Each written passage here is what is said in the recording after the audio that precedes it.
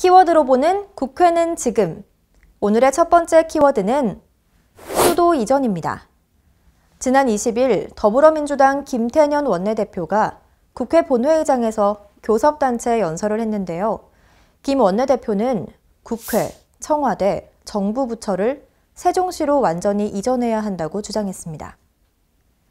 계속되는 수도권으로의 인구 유입은 주거 공간과 일자리 부족 문제를 악화시키고 있는데요. 정부는 예전부터 공공기관을 지방에 이전하는가 하면 정부의 기능을 조금씩 세종시로 이동시키면서 행정수도 이전을 준비해왔습니다. 그런데 행정수도를 이전하려면 개헌이 필수입니다. 지난 2004년 10월 헌법재판소는 신행정수도 건설특별법에 대해 재판관 8대 1의 의견으로 위헌 결정을 내렸습니다. 당시 헌재는 수도가 서울이라는 건 불문헌법이며 수도 이전은 헌법 개정 사안인데 국회가 이를 지키지 않았다고 밝혔습니다. 그렇기에 행정수도 이전에는 개헌이 선행돼야 하는데요. 지난 19대 대선에서 5명의 대선 후보들은 수도권으로 몰리는 인구 유입과 그로 인해 벌어지는 부동산 값의 폭등을 막기 위해 세종시로의 행정수도 이전을 공약으로 내세웠습니다. 그러나 대선이 끝나고 현재에 이르기까지 행정수도 이전 문제는 논의조차 되지 않았습니다. 지난 17일 재헌절 경축사에서 박병석 국회의장 역시 국회 세종시 이전이 필요하다고 강조했는데요. 20일 교섭단체 연설에서 김태년 원내대표가 어떤 말을 했는지 함께 들어보겠습니다. 더불어민주당 원내대표 김태년입니다. 올해 처음으로 수도권 인구가 비수도권 인구를 추월했습니다.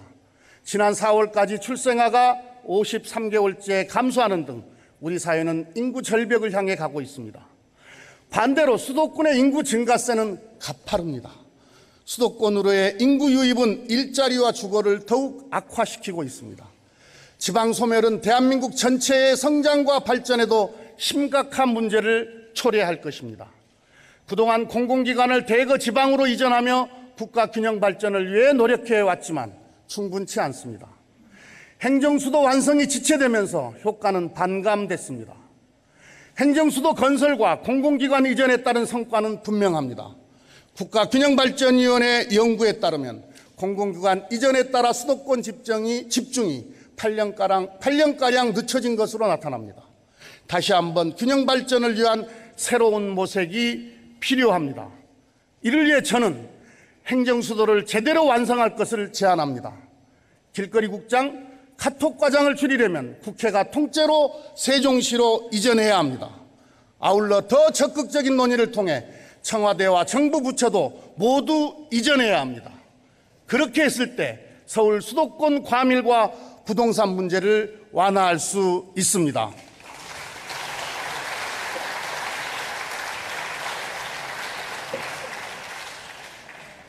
정부 행정 기능을 지역으로 옮긴다고 해서 공공 서비스가 부실해질 염려는 없습니다. 이미 많은 기관이 지방으로 이전했고 온라인으로 서비스를 제공하고 있습니다. 세계 최고의 도시로 꼽히는 미국 뉴욕, 중국의 상해는 행정수도가 아닙니다. 서울은 대한민국을 대표하는 경제도시, 세계도시로 계속 성장할 것입니다.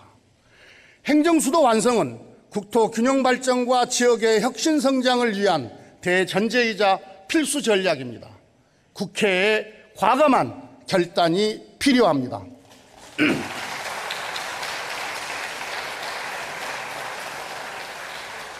이어 김 원내대표는 7월 임시국회에서 부동산 관련 입법을 완료하겠다고 밝혔는데요. 주거권 보장을 내세우며 다주택과 투기는 용납하지 않겠다고 밝혔습니다. 또한 한국판 뉴딜, 전국민 고용보험 등 문재인 정부의 주요 정책의 필요성을 언급했는데요. 김 원내대표의 발언 이어서 들어보겠습니다. 디지털 뉴딜은 데이터 인프라 구축에서 출발합니다. 민주당은 올해 초 데이터 경제 3법을 통과시키며 대한민국 데이터 산업의 저변을 확대했습니다. 이제 데이터 댐을 쌓아 광활한 공공 데이터를 축적하고 데이터 고속도로를 깔아 글로벌 인프라를 조성하겠습니다. 그린 뉴딜의 핵심은 에너지 전환입니다. 우리에게는 세계 1위의 태양광 기술이 있습니다. 전기차와 2차 전지 분야에서도 세계적인 소재 부품 장비 기술을 갖췄습니다. 수소차 생산 기술에서 앞서가며 수소 경제를 견인하고 있습니다. 기후변화 대응과 에너지 전환이라는 거대한 물결을 그린 뉴딜 기본법에 담아내겠습니다. 기후 대응과 에너지 순환, 자원 재생 정책의 선진형 표준을 만들겠습니다. 한국형 그린 뉴딜은 기후위기와 일자리 문제를 선도적으로 해결할 수 있습니다.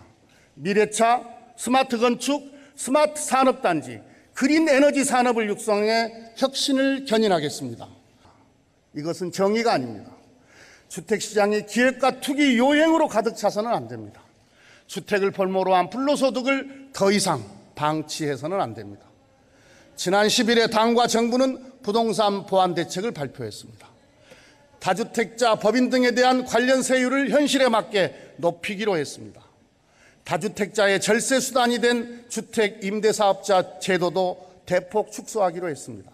한마디로 다주택과 투기를 용납하지 않겠다는 것입니다.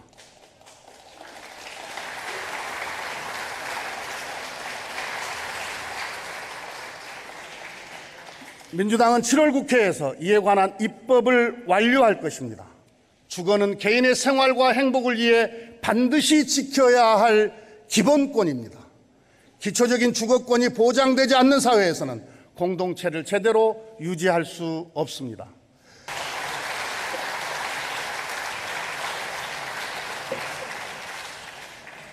문재인 정부 3년간 야당의 발목 잡기로 인해 법안 통과가 어려웠다는 김태년 원내대표는 절대 다수당이 된 지금이야말로 입법 활동을 통해 정부를 지원할 수 있게 됐다며 의지를 밝혔는데요. 이번에 김 원내대표가 밝힌 한국판 뉴딜, 한반도 평화 프로세스, 부동산 투기 근절 등의 법안은 무리 없이 통과될 것으로 보입니다. 그러나 행정수도 이전의 경우는 개헌이 필수여서 제1야당의 협조가 절대적인데요. 김 원내대표의 연설 이후 통합당은 행정수도 이전은 위헌 결정이 난 사안이기 때문에 할 말이 없다며 부정적인 반응을 보였습니다. 원구성의 앙금이 아직 가시지 않은 양당이기에 개헌까지의 길은 쉽지 않아 보입니다. 더불어민주당이 어떤 방식으로 개헌을 이끌어낼지 관심을 두고 지켜보겠습니다.